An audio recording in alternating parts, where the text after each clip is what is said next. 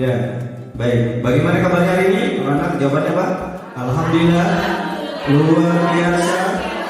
Allahu Akbar. Yes, ya. Baik anak sekalian, Bapak Ibu guru yang yang saya hormati, Ibu Kepala Sekolah. Pada siang hari ini, ya, siang yang barangkali sudah mungkin dari waktu, ya, kekuatan listrik sudah mulai berkurang, ya.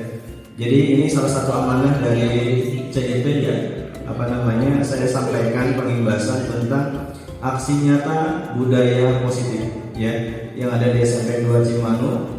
Dan insya Allah kita akan barangkali mungkin sekitar 40 menit karena kita harus berbagi dengan Ibu Haji materinya. Jadi seperti apa sih budaya positif itu? Nah, kalau Bapak Ibu pahami bahwa budaya positif itu berkaitan dengan apa? Salah satunya adalah tentang disiplin positif atau aturan, ya. Ini saya langsung ringkas, ya. Ada beberapa yang harus kita pahami. Di kita itu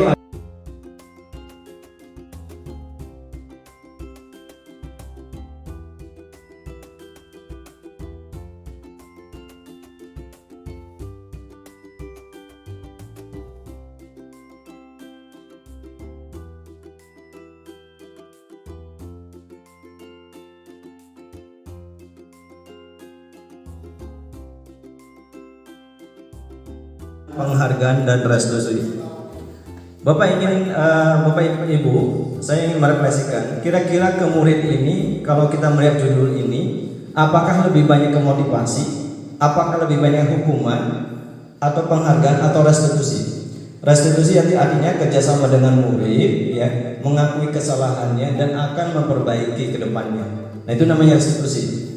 Kalau kita keempat teori ini, apakah kita melakukan di lapangan pembelajaran ini lebih kebanyakan kemana? Kira-kira Bapak Ibu gimana? Bu Najwa, apakah banyak ke motivasi? Apakah hukuman, penghargaan atau restitusi? Bu Rosita, apakah mendorong ke anak motivasi atau kehukuman, penghargaan atau restitusi? Nah, ini menjadi pembelajaran kita, ya. Coba kita lihat ke depan seperti apa. Ada 3 motivasi Bapak Ibu. Ya. Nah, ini. 1, untuk menghindari ketidaknyamanan atau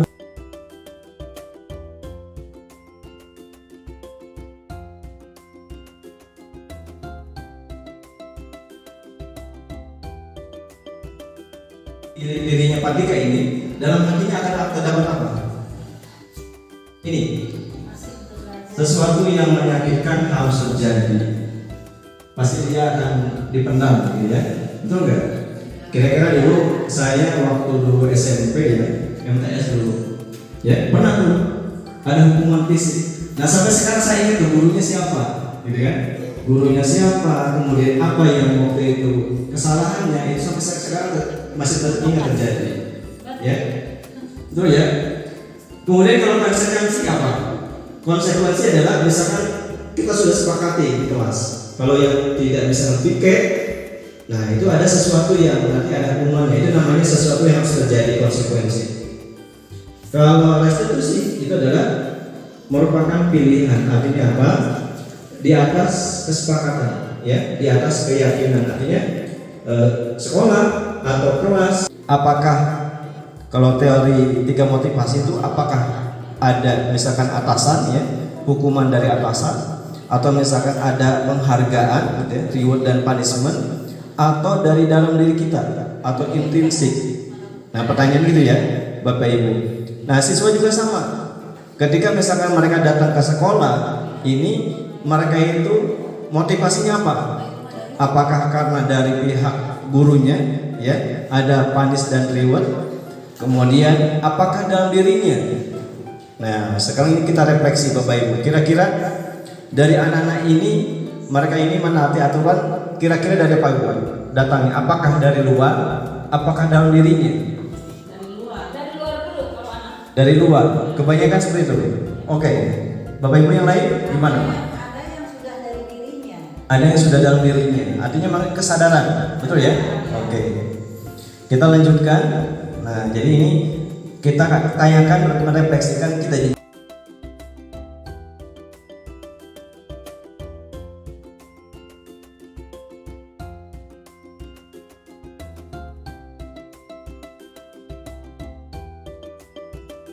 orang yang mereka ingin dan menghargai diri sendiri dengan nilai-nilai yang mereka percaya.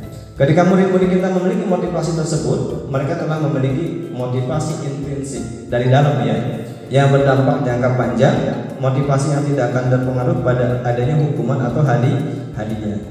Cuma ini ada tambahan Bapak Ibu. Seperti apa sih motivasi intrinsik itu? Kalau kita kembali kepada agama kita, ya ajaran Islam, makanya ada namanya innamal a'malu binniyat. Segala sesuatu pasti ada niatnya. Kalau kita ingin melakukan sholat, niatnya apa? Tujuannya adalah khusus ingin mendapatkan pahala. Karena memang kewajiban itu ketika dilaksanakan mendapatkan pahala, kalau dilanggar berarti dosa. Nah itu yang disebut dengan motivasi intrinsik real ya. Kalau di buku ini Glasser itu tidak dijelaskan seperti itu. Nah cuma kalau misalkan kita ini betul-betul gitu ya, termasuk murid gitu ya, kita arahkan bahwa makanya mesti ya Bapak Ibu kalau bisa di awal pembelajaran, makanya pesan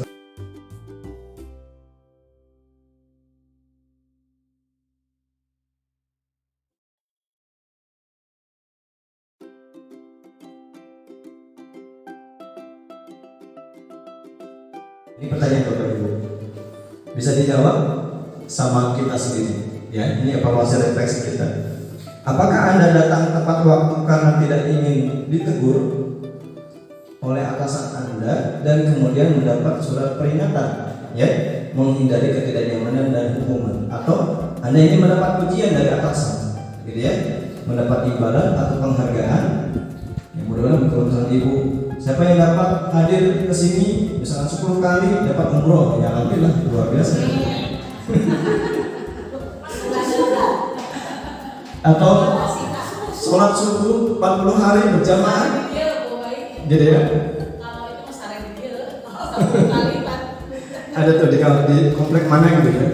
Jadi sholat subuh 40 hari berturut-turut dapat hadiah umroh gitu ya. Masya Allah, luar biasa itu. Dan keluarganya kaya-kaya saja. Ya, jadi motivasi apakah seperti itu dibenarkan? Ya boleh-boleh saja, gitu ya. Bagi anak-anak yang khusus tertentu, misalkan anak TK, SD, karena memang pelajarannya adalah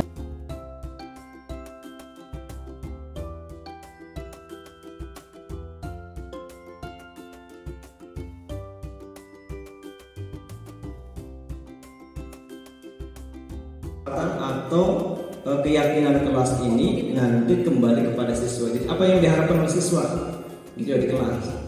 Misalkan hindari kata-kata tidak ya, nanti ada ininya. Misalkan datang ke kelas tepat waktu pada pukul berapa. Jadi itu harus disepakati ya di kelas atau di sekolah juga bisa. Kemudian ini, jadi Bapak Ibu, apa itu restitusi? Yaitu adalah proses menciptakan kondisi bagi murid untuk memperbaiki kesalahan mereka sehingga mereka bisa kembali pada kelompok mereka dengan karakter yang lebih baik. Itu ya. Jadi restitusi itu adalah memperbaiki kesalahan itu, ya, memperbaiki kesalahan, mengakui kesalahan, dan kemudian mereka tidak akan kembali lagi. Nah itu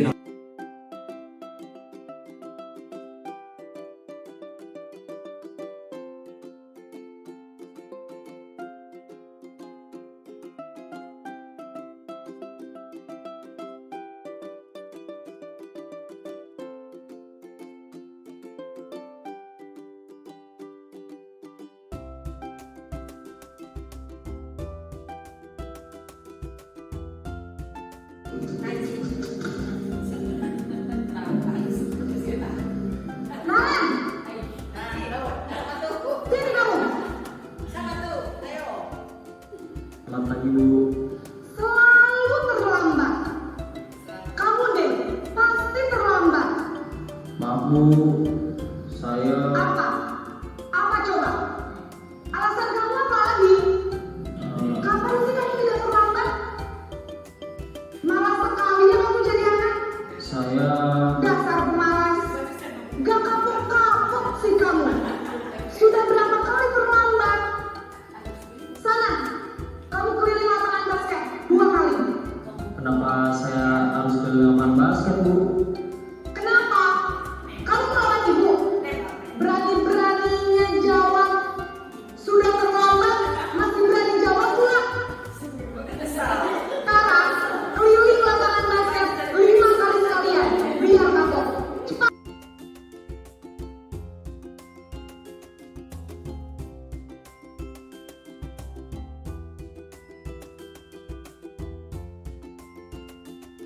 Terakhir, bagaimana membuat restitusi? Ya, restitusi itu ada 3. Nah ini Bapak Ibu, menstabilkan identitas. Artinya apa? Menstabilkan identitas tadi barusan. Ketika si Naren tadi dia terlambat, itu ditanya, ya, kenapa dia bisa terlambat? Dia kan pasti gini, menyatakan kesalahannya.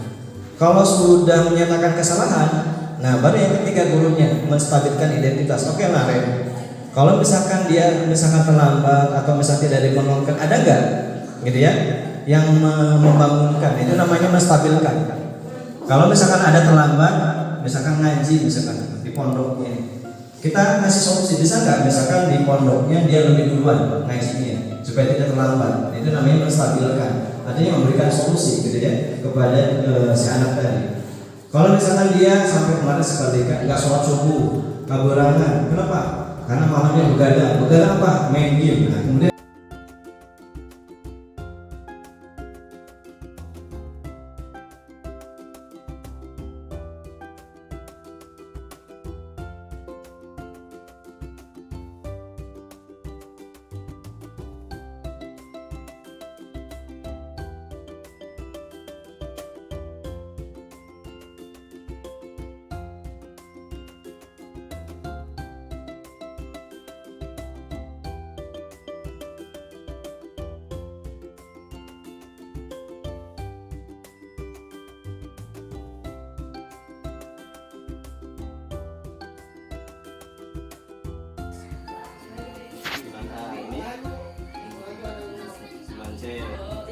rezeki. Oke.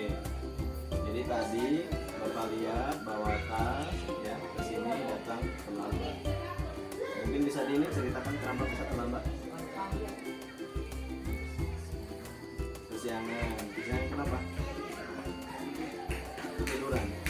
Tanpa dikai? Begadang semangat. Kesiangan juga. Ya. Oke, jadi kalau tadi misalkan kesiangan, apalagi itu begadang, ya. Terus ini apa alasannya?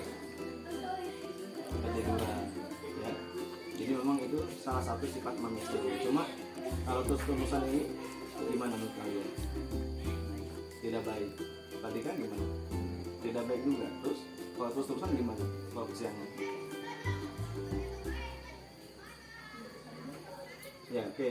Kamu tahu ya, kalau misalkan di lembaga atau ke sekolah atau aturan di rumah, ya punya namanya apa? Supaya bisa semuanya sama, gerak bersama, punya aturan kan? Punya keyakinan. Nah, keyakinan apa itu yang kalian tahu? Apa keyakinan? Keyakinan itu bisa berupa kesepakatan, aturan apa? Bisa disebutkan?